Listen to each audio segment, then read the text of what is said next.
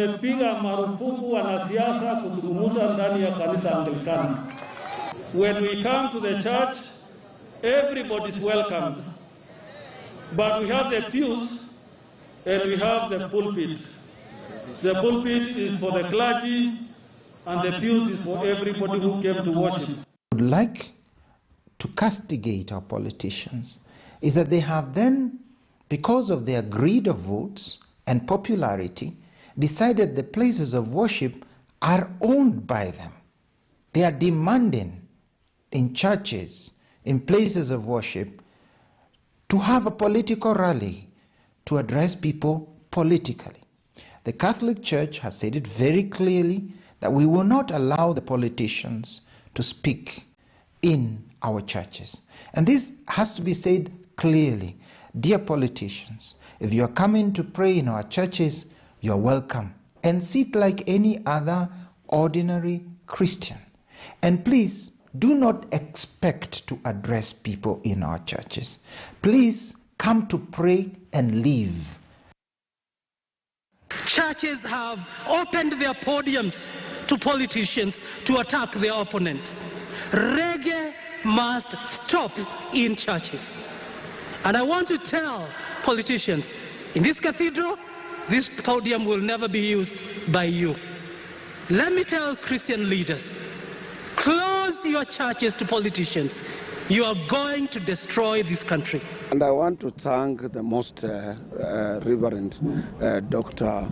Sabiti, the Archbishop, for his directive that no politics should be, people should not go to such places, particularly in the churches, and it should be extended even into funerals to do politicking there.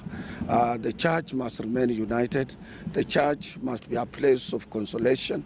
Church must be a place of... We are also asking the bishop to relook at his pronouncements so that he allows everybody, because even Jesus Christ allowed thieves, allowed prostitutes in church, and therefore the modern church cannot be the one discriminating politicians from going to church. Personally, I'm an Anglican. I'll continue going to church. I will speak what the Lord will have told me to speak on that pulpit, because I think we go to church with our individual souls and not as a group.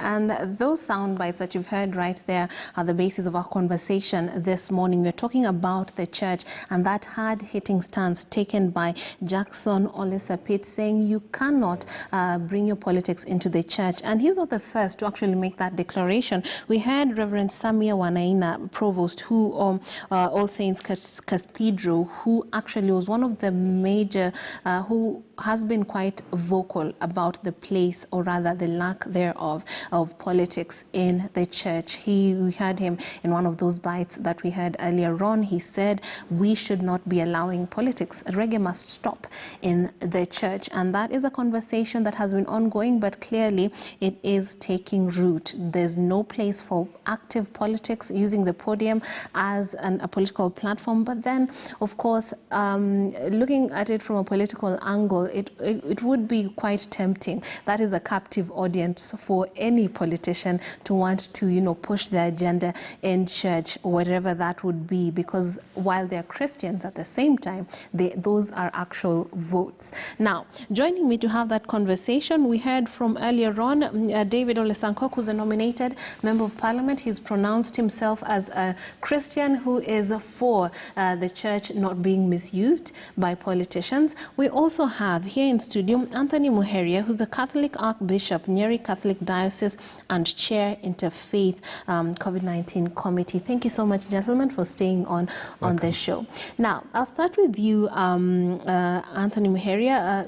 Your position might be quite interesting, and you come from a church that is well established, but there are other churches that are not quite established, not doing so well financially, and that's where it starts, I do believe, when it comes to support for the church, because once that support is dangled, then, as the paper said, damned if you might be damned if you do, damned if you don't.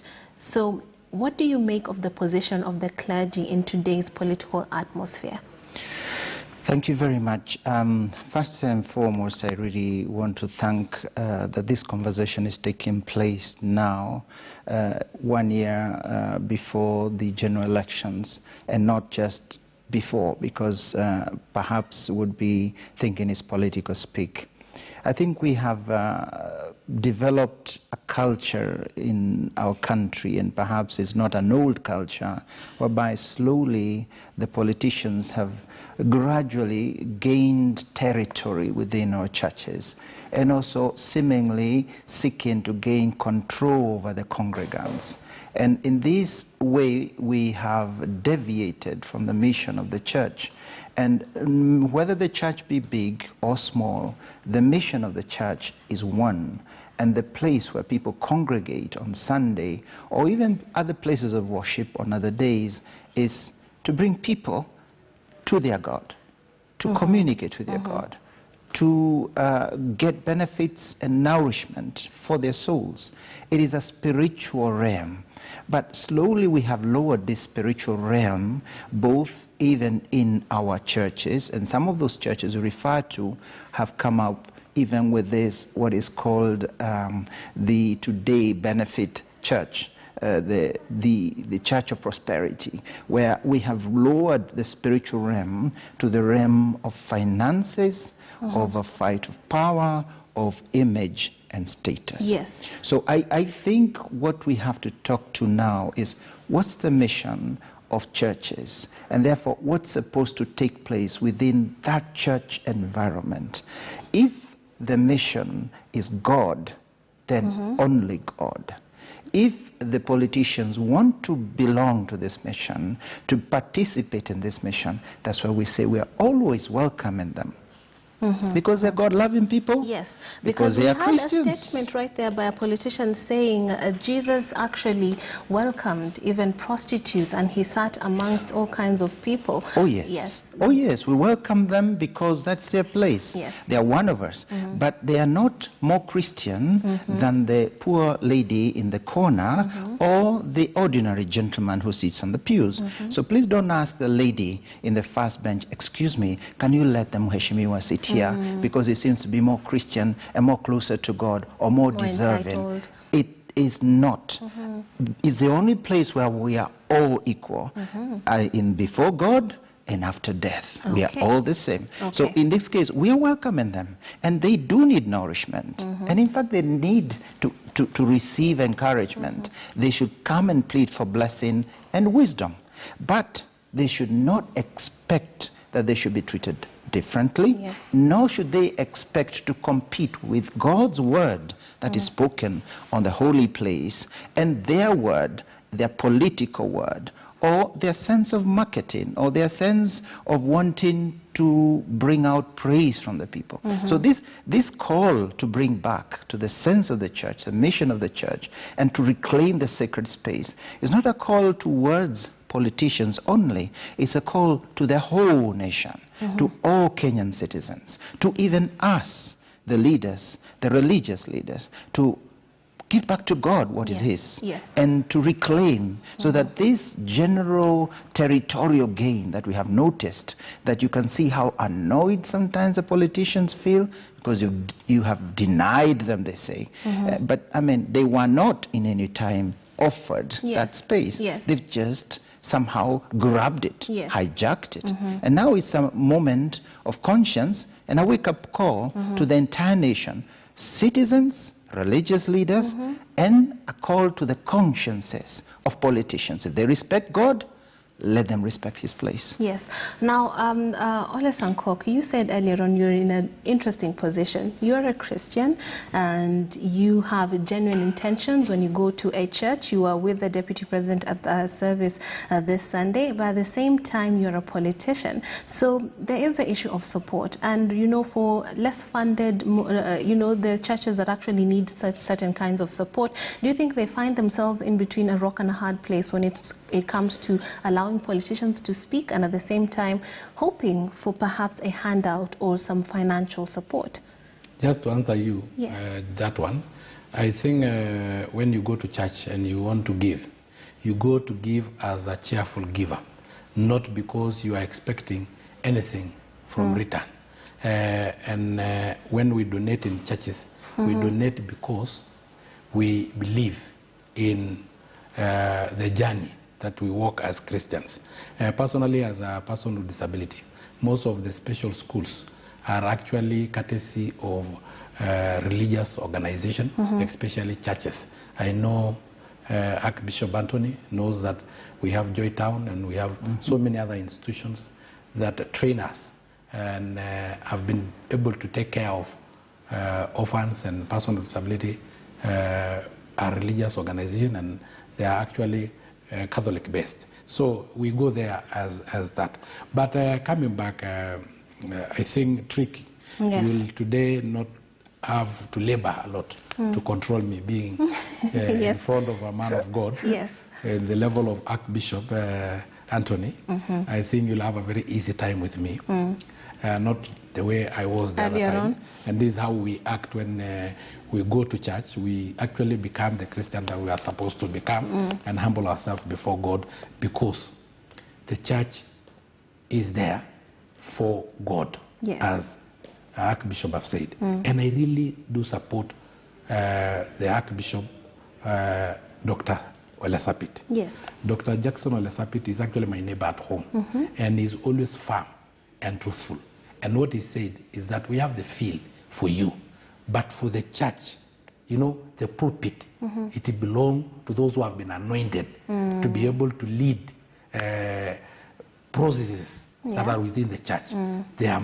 We take mass sometimes in some churches. There are issues to do with choruses. There are issues to do with probably praying and so on.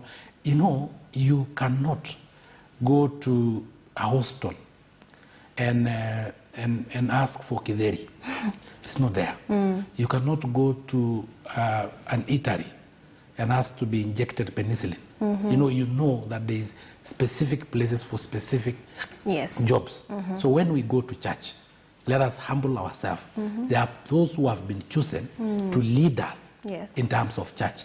I have never seen the Archbishop Anthony coming to Parliament to demand that he also want to address the nation, because most of those who are listening to us are also his followers or congregants. You know, he have never come. That is a platform. I have never seen him in a political rally demanding that being a man of God, you also want to say which political party that you should be belonged, because the ones that we are speaking in political rallies, the ones that we are talking to in Parliament, are actually congregants of Archbishop and others. They are actually a Christian, because mostly our country is Christian based. So if then they don't demand in our area of territories, why do we go and demand in their also territory? And you know, I'm not anointed. You know, there are two spirits. There is the spirit of God and the spirit of God, of the devil. And the spirit of God actually need kutakaswa ndio ipate kuingia kwako. But of course the spirit of the devil is just hanging around and is a poor spirit who can enter anybody. So if you allow me today, what he's saying is it's a sacred podium. And I think there is something which you already mentioned. It's true, there is the desire of preparing places, houses, worthy places of worship, and so there is those who are less endowed economically have got that challenge, there's no doubt. But I think I want to bring something else which is really deep down what speaks to honesty of the action even of the politicians, and also honesty in that contribution. The Bible itself tells us, let your left hand not know what your right hand is giving. Why can't we give, if you really are genuinely want to help, I would suggest do so behind the curtains, do so quietly, go help, because this is my church. But we are in this mad season where it is not so much about the giving. Now they want to give, they buy airtime. That's basically what they're doing.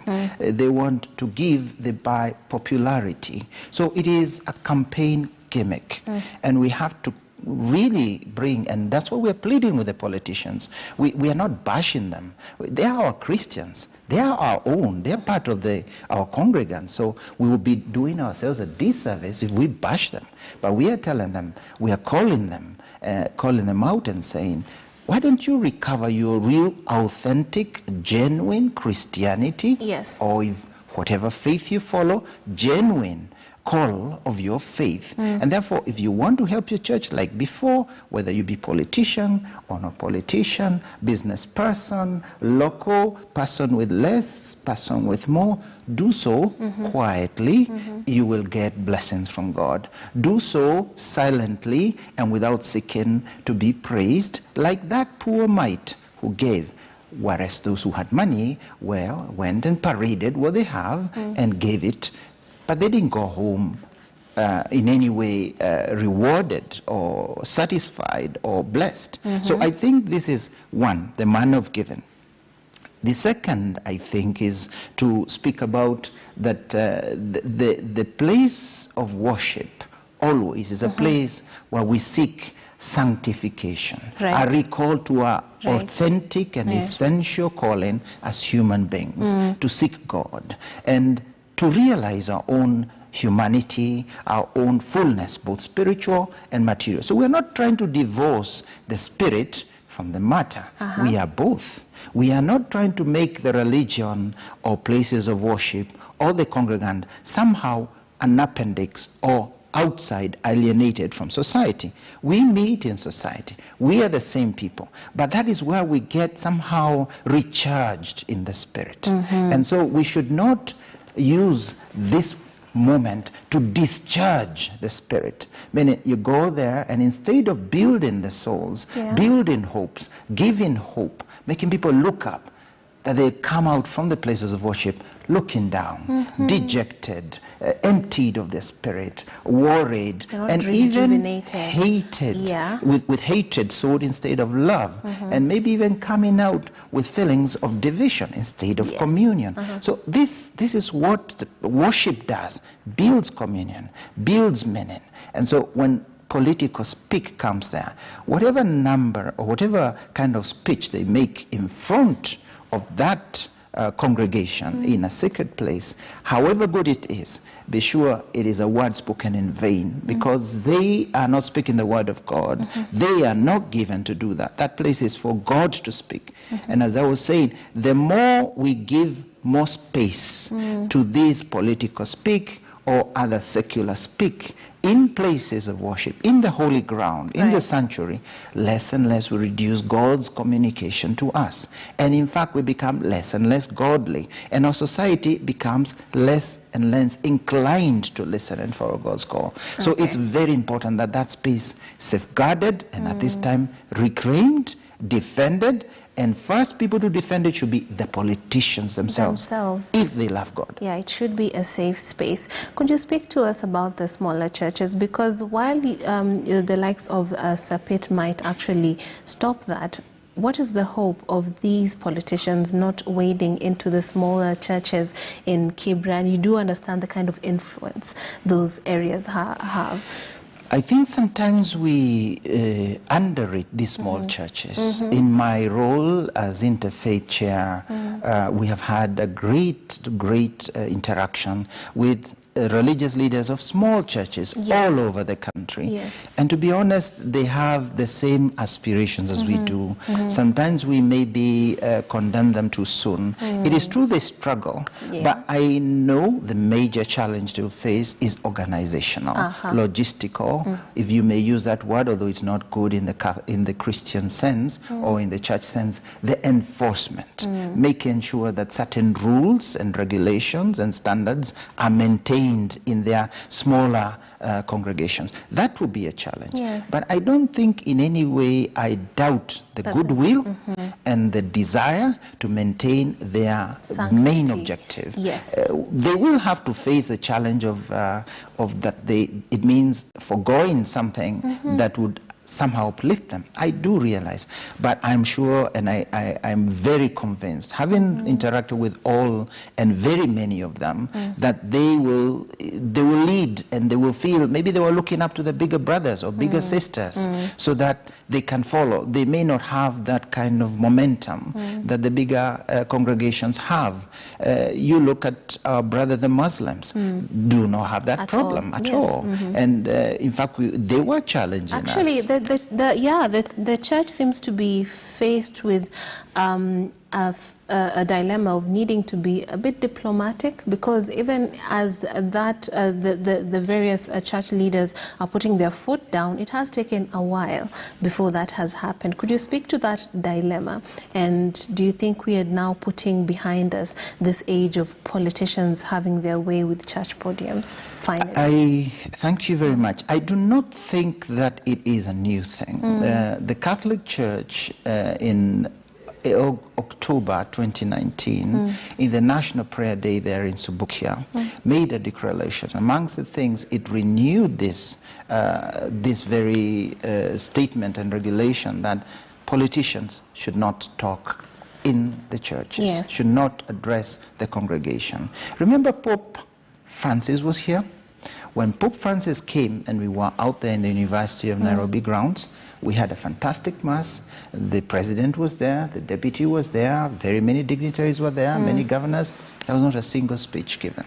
He went to meet the youth in Kasarani, a fantastic, and there was the whole array of about 20 governors and all the young people. There was not a single speech given. So I think it's not like we are discovering or we are revealing something new. It's only that the political leadership has been gaining ground and turning a possibility to a demand.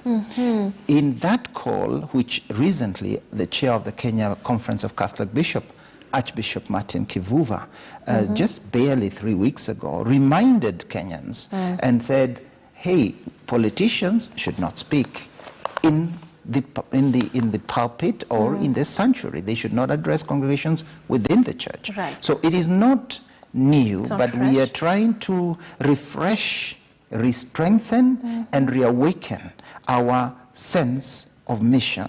And whereas it has a certain newness, without doubt, I think we needed that wake-up call.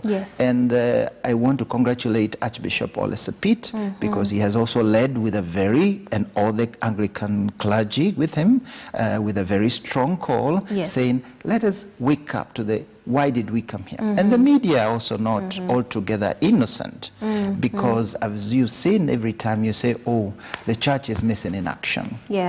Oh, we are not here in the church. And yet when they come to our functions, here I am giving a fantastic homily, explaining things, calling the nation to, but after that, even in the consecration of a bishop, sometimes you don't know which bishop it was, because it's not shown. The newsmaker becomes the politician. Is what the politician said in this great occasion. They don't even show not even a segment of the homily. They don't refer to anything that was said in the sacred space. They have turned the occasion to a political event, in fact to a secular. So this is a secularization. So the 3 sentences that the politician says transcend over the whole function. It's a secularization of a sacred event. And this is what we are saying. We've inverted everything. They've captured everything, our events, and I want to capture our places of worship. They even almost want to capture our word, because they always want to read what we say with, is he on this side, is he on that side, is he in favor for this, and they forget we're in favor of God. We're just God's instrument. And the more faithful we are to that calling, then the more effective we are to be conscious of the nation and the compass for the nation. So I really believe it's a call also for us, the religious leaders. It's not only about the politicians, it's for us and all our priests, pastors, and leaders at the various levels. But particularly we plead, and we have expressed this directly to the politicians, lead the way by showing responsibility. And it's beyond even that. It's also the recklessness also that we've seen in the COVID reactions. Yes. Now, yes, go ahead. I think I also want to plead with the church, and especially that we have Bishop Anthony, that there are bishops like Bishop Mwangaza, who is at the same time a bishop and a politician. She's a women rep of, I think, is it Meru? So how will she perform in the pulpit and again at the same time being a politician, a member of parliament? And again, as a Christian, when I go to church, when will you differentiate between the time I'm addressing politically the congregation and the time I'm giving my own testimony, which is allowed in the Bible and in the church, that I come and give my own testimony of how good the Lord have been to me and probably to my family. And how good is probably through a political journey that I have traveled. Like what I told you yesterday, there was a preaching of survivors and that problems sometimes resolve from God because they have a purpose. And that the deputy president picked up that one and said that he have been having challenges. And even he's a myself, survivor, not a hustler. yes, you can and call even him myself, a I picked up that one and said that my disability was actually a problem, but it was maybe God's hand in it, so that disability will make me a member of parliament. Right. Because I was not voted by anybody. So the disability in me is advantageous now that I'm a member of parliament. By the way, Bishop is here and Archbishop is there.